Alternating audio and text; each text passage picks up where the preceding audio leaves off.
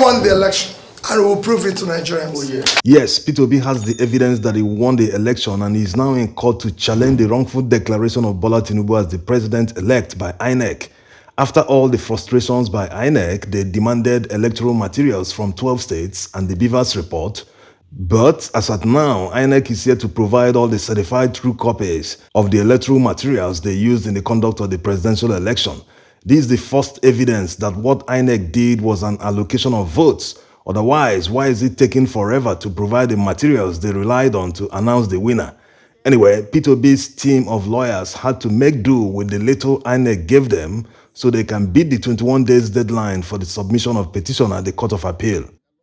Now, let's see the prayers and reliefs they are seeking from the court. They had to cover all grounds and loopholes so as to make the case watertight.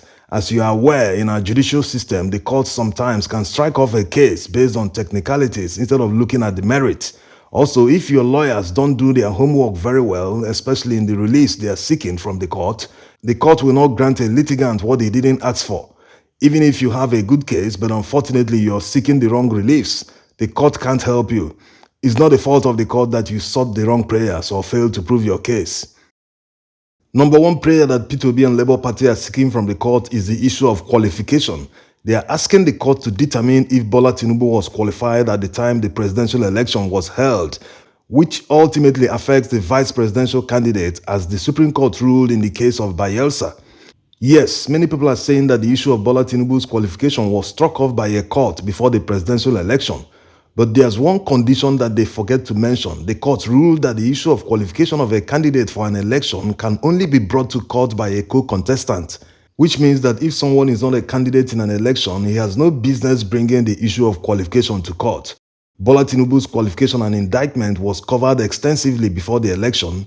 This is the reason he refused to attend any debate, and we made a video about one of them. You can check that video on the top right corner, or you can get the link in the video description after watching this one. Also, there's a detailed investigation made in a documentary by investigative journalist David Hundeyin.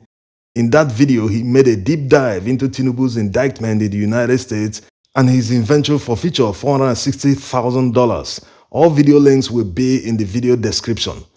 Yes, this petition will be a very interesting one, and Bola Tinubu won't like all his past laid bare in court. His past is the main reason he avoided debates before the election and not speaking to the press. He doesn't want people to know his past, but this petition will expose him. Everything about him will be laid bare in court. And don't forget, he will not want to lie in court because he knows the consequence. Also, some foreign witnesses might testify against him in the court. And looking at the constitution about Tinubu's eligibility to contest, look at this section where it says, a person shall not be qualified for election to the office of the president if he is under a sentence of death imposed by any competent court of law or tribunal in Nigeria, or a sentence of imprisonment or fine for any offense involving dishonesty or fraud. Dishonesty or fraud is what we are looking at. By whatever name called, or by another offense imposed on him by any court or tribunal, or substituted by a competent authority for any other offense imposed on him by such a court or tribunal. So it looks like there's no way out for him here. Another disqualification they will rely on is the running mate who was still a senatorial candidate in Borno at the time he was nominated as the vice presidential candidate. The electoral law prohibits that. Now to the second part of the disqualification prayer, which will take effect if the first part is granted by the court. In other words, if the court were to disqualify Tinubu, Peter Obi's team are equally praying the court to void all votes recorded for Bola Tinubu because he wasn't qualified, so the court should void them as wasted votes, which is the normal thing to do. In order to cover all areas, a litigant has to demand the release from the court. And in this case, they are demanding alternative reliefs so that if one or two fails, they rely on others.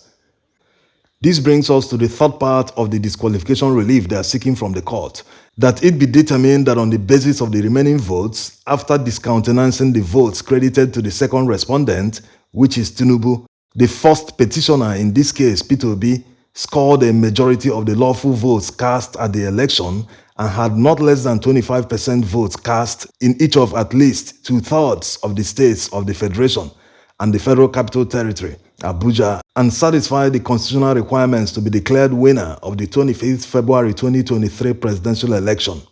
Yes, that's the relief they are seeking. It's cause and effect. And if the court grants the first part, which is disqualification, Tinubu is out of the way. It's an election. There must be a winner. So the court will go ahead and grant the second part, which is nullification of his votes. Then the court will ultimately declare the next person that meets the constitutional requirement as the winner of the presidential election. Yes, but that's not without verifying that Peter Obi and the Labour Party met the constitutional requirements. We will come to that. That's the fourth relief they are seeking from the court. Let's see number 2 first. In the second relief, they want the court to determine if Tinubu was entitled to be declared winner since he did not score 25% in the FCT. You know, there's been a lot of discussion about this. Some say it's not necessary, some say it's required. But the fact remains that in 2008, the Supreme Court interpreted the Constitution and ruled that in order for someone to be declared winner in a presidential election, he must score 25% in the FCT. So unless the Supreme Court reverses itself on the judgment, the Court of Appeal will take the earlier judgment as precedent. They can't go against the judgment of the Supreme Court.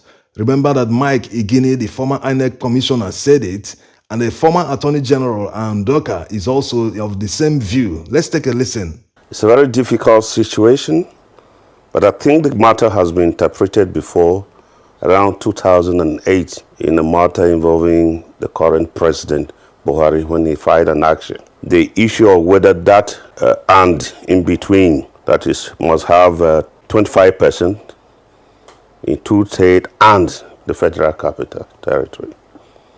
I think the pronouncement then was that the and is conjunctively. That was the interpretation then. The third relief they are seeking is an outright cancellation of the presidential election and compelling INEC to conduct a fresh one where Tinubu and APC will not participate. If it is proved that Tinubu is not qualified to run and the court is not convinced that another candidate met the constitutional requirements to be declared winner, the court might cancel the election and order a new one where APC will not participate in the election. Yes, that's the reason they added this third relief. Now, let's see the fourth one, where everyone is looking at. This is where the Labour Party will prove to the court that they scored the highest votes in the presidential election. They are praying the court to determine the valid and lawful votes cast in the election, which of course they will tender evidence. If the court is convinced that Peter Obi met the constitutional requirements, they are praying the court to order INEC to issue him a certificate of return as the duly elected president of Nigeria. They also pray that the court declares the certificate of return issued to Tinubu as null and void. This is where it gets interesting. The burden of proof is on Tinubu and APC to prove that the votes they got are lawful votes. Beavers is a game changer. It will be very difficult to manufacture votes or new voters in a polling unit. Maybe that's why INEC has continued to deny the Labour Party legal team access to the Beavers data in defiance of the court order. And they might be thinking that without the data, they can't prove the case. That's why the legal team went for the disqualification, which took Tinubu's team by surprise. And looking at the petition, you will see that the states where the Labour Party votes were reduced by INEC and APC. But let's leave the analysis for another video. Now to the last resort, which is the fifth relief they are seeking in case the court fails to determine the four orders in their favor. They are asking the court to declare the presidential election null and void because the election was not conducted substantially in accordance with the electoral law and Nigerian constitution. If that is done, the court should mandate INEC to conduct a fresh election. This is evidently true. The INEC chairman said it himself in many occasions that electoral law makes it mandatory to transmit results electronically immediately counting of votes are compiled at the polling unit. This was the basis of high turnout of voters during the election because people believe that their votes will count, that politicians will steal their votes. But unfortunately, INEC intentionally blocked upload of presidential election results so they can manipulate the results. So the court will look at this, but like already said, this is the last resort and also an expensive one because it cost Nigeria more than 300 billion naira to conduct the election. So an outright cancellation will require another huge budget. That huge money is better used for other pressing needs in the country. It's better the court weighs the evidence and deliver judgment and the mandate to the rightful winner. You cannot swear in a president whose certificate of return assaults the Constitution. Mr. President, do not organize that handover. CJN, your lordship, do not swear in this man so long as that problem is not cured. Swearing in Alhaji Tinubu is as good as swearing in a military regime. They are both unconstitutional. I dare tell you, with all humility, we do not have a president-elect in Nigeria today. What Alhaji Tinubu is holding is a dud certificate, is a dud check. Dati Baba Ahmed explaining that it will be unconstitutional to swear in Tinubu. Are they planning to go to court to stop the swearing in?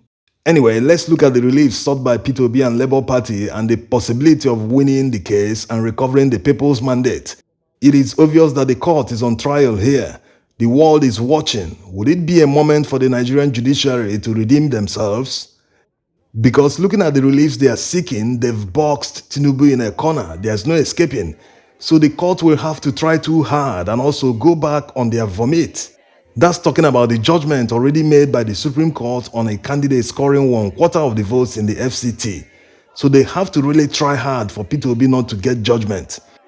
What excuse will the court give Nigerians that someone indicted for possession of money linked to drug trafficking is eligible to become Nigeria's president?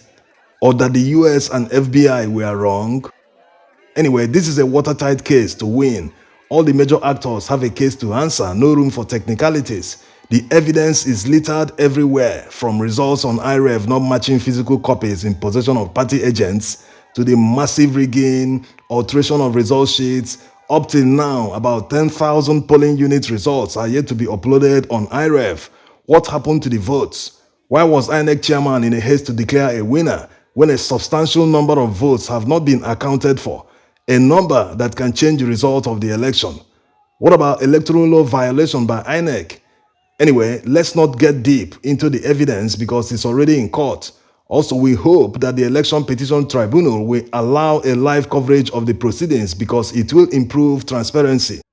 And for those saying that the proceedings will take long, there's actually a time limit backed by law. From the date of the first hearing, they are supposed to deliver judgment within 180 days. Also, looking at the petition, it feels like something they started preparing before the elections. Yes, it's very detailed and robust. The legal team are that good. Anyway, make sure to subscribe to our channel and enable notification to watch all updates on P2B's quest to recover the people's mandate. We will follow the petition at the Court of Appeal bumper to bumper. Let the legal fireworks begin. Thanks for watching. Obi!